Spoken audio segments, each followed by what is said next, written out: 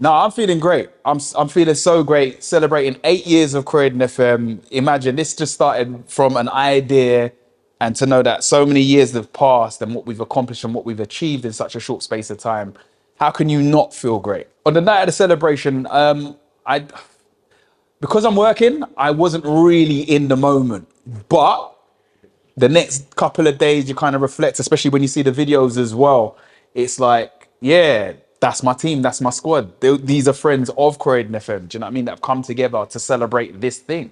Yeah, great feeling. To me, it feels a lot longer than 8 years, definitely, because I think the work that's gone into this years prior, yeah, there's so much that people might not be aware of. I think it's important for me to share some of those experiences that and how I came about, because then you'll have a better understanding of why this thing Croydon FM exists. I think for a lot of people, they might not know my story. So here's an opportunity to share that with them. My past creative endeavors and how that ties into Croydon FM. I mean, a lot of people wouldn't know that I learned how to DJ at the age of 7.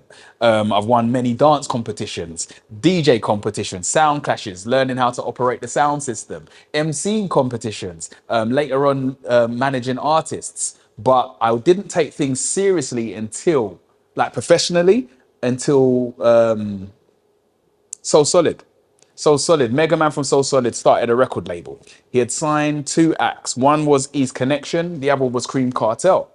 I was fortunate enough to be a part of Cream Cartel. And that kind of opened up my eyes to the wider industry and the mechanics of that. Funny enough, you know what? I have no background in radio whatsoever. But radio has always been a part of my life, whether it's tuning into radio shows and recording your favorite radio shows. But I would say my relationship with radio changed when I started creating my own music and being able to distribute that music to relevant DJs at that time. Phoebe One, she was on Choice FM, and she ensured that every DJ on that platform had a copy of my CD, which had about 4 songs on it. I remember Jenny Francis being another DJ that supported my music. If we are to skip over to another radio station, that's one extra. Ras Kwame. I remember receiving a phone call from Ras Kwame, and I believe the guy's name was Lewis as well. Just asking what, like, they like my music first and foremost, but what as an artist would I want to get from this experience of, okay, they played a tune, but what else? And I remember it distinctively, actually, saying that feedback and opportunities to perform would be like paramount to us. Even with all that experience, I'd hit a time in my career where I just didn't want to do music anymore. I think as a musician, I think many musicians, if they're honest, you find there's a moment where you fall out of love with music. And for me, that came early on. So I stepped back from music for a little while, tried some other bits and pieces, but always found myself coming back to music. But this time, with the encouragement of my family, I went to go and study. I started from the foundation level and worked all the way up and came up with a first class honours degree. Now, I say that to say this, not because this degree was for anybody else. It was for me to build myself up. So, you know, if I'm going to build anything, I want to make sure that my foundation is solid. Yeah, so the experience is one thing, but I also want to be able to brush up on my business skills. So I studied, and my business idea, rather than it sit on paper, I wanted to make it a tangible thing. That business idea was Croydon FM and everything you see today.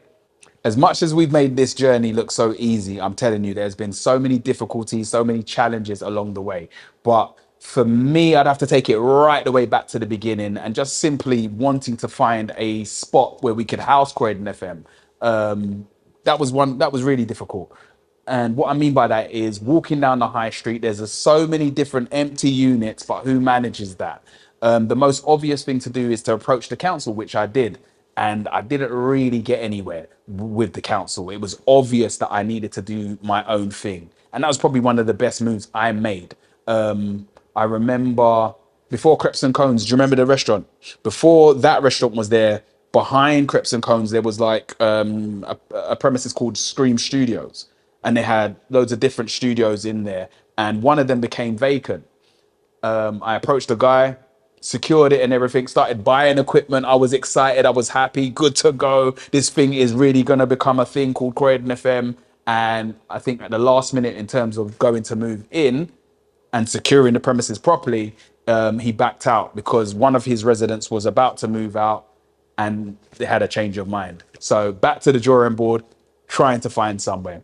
At the time of studying as well, I was also working as an Uber driver. And I remember driving around Croydon and the place that we're in now, I remember there was a big sign, to let. I pulled up that Uber straight away, took down the number, phoned the landlord, and as they say, the rest is history. There's been so many times where you just think to yourself, why am I doing this? Especially in the early stages. It felt like there were so many things, elements against this thing moving forward. We could have stopped at being just an online only station. But no, I wanted to go further. I wanted to have that FM license so that we can reach more people and attract more people. Because no matter how you think and feel about Croydon, there's this other organization called Croydon FM that's reflecting something completely different. Do you understand what I'm saying? And then we're not the only one. There's so many in Croydon that are demonstrating something completely different to what you may seen and what tends to pump out a lot more and get the views, especially on social media. So yeah, there's been many a times where I just felt like, what am I doing? I could have gotten, I always wanted to be an A&R, watching Darkest Bees and Ricky Blue, wanting to be that. But what if I pushed with this thing here called Croydon FM? Where could that take us? And not only that as well, when you consider the amount of talent that's in the area, it's a platform that needed to be here. Definitely. I'm not just talking about musical talent either. Do you know what I mean? But you always have to remember why you started in the first place. And that somehow seems to be the energy to keep going. Not only that as well, my support system in the form of a family and my members, why would I give up? It's funny because when I think about where this journey began, I'm talking just Croydon FM solely. I sold my Porsche. I had a Porsche, sold it, took that money, reinvested, and that was my journey in becoming CEO Croydon FM. There's a lot of sacrifices made from, even my career, where I think about I could have been that person that walked into a label and got a job, or publishers and got a job. I put all of that to one side and put other people's needs before mine at that moment in time of building Croydon FM, because I always saw it as a collective thing. Energy, stories, people coming together on a local level. To me, it didn't make sense to have to travel all the way to Brixton, for instance, to gain an experience like this. These types of things don't necessarily happen in Croydon, despite there being so much talent.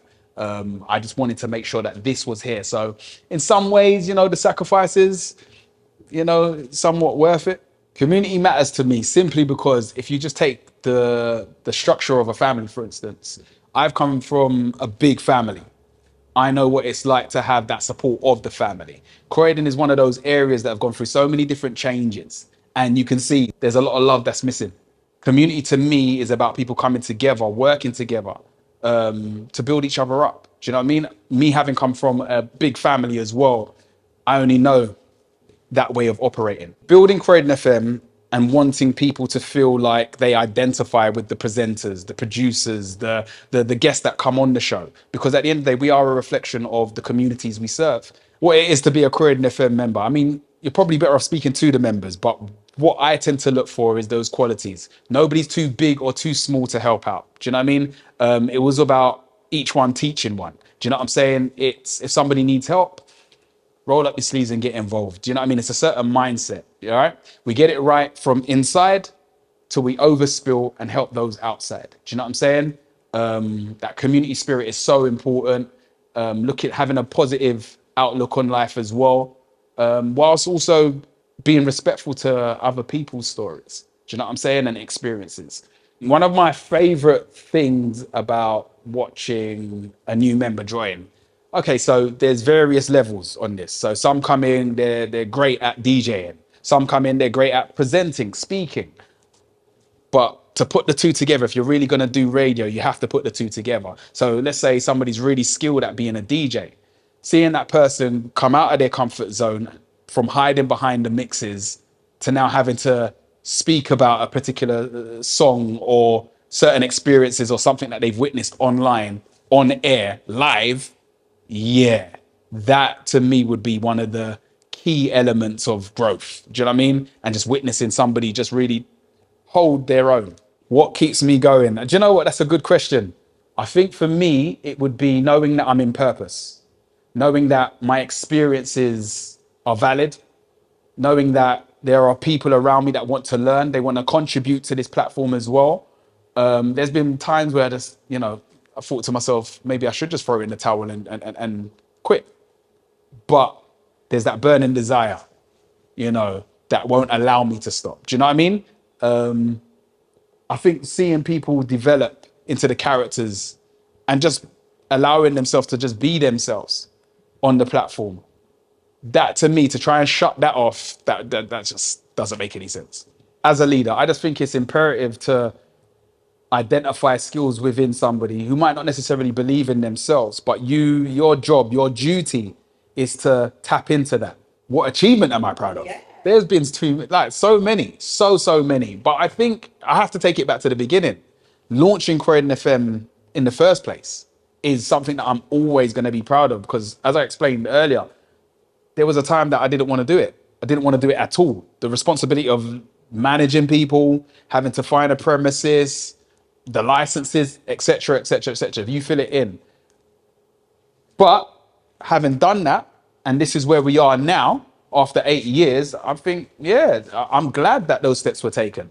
You've seen what's happened in the first 8 years, yeah? We now have Croydon FM, which is an actual FM station on 2 signals. We have the DAB. We have our own event space, Truth Bar, London, right where we're stood. The presenters, the guests that have come through. You've seen all of this in the space of 8 years. Could you imagine? Yeah, if we did have the backing as well. We've done this independently. So imagine what could be accomplished with the backing. When you're building something of this magnitude, it's going to take time. Do you know what I'm saying? And it's important that people around you have patience. Any advice I could give to somebody building, and that's at the beginning stages, yeah? Just remember why you're doing what you're doing. Remember, this didn't come from you, it came from God, if you're a believer. Do you know what I'm saying? The seed's been planted, and it's your responsibility to protect that thing and just go full force. Have that faith in yourself, believe you can do it, know you can do it, and do it.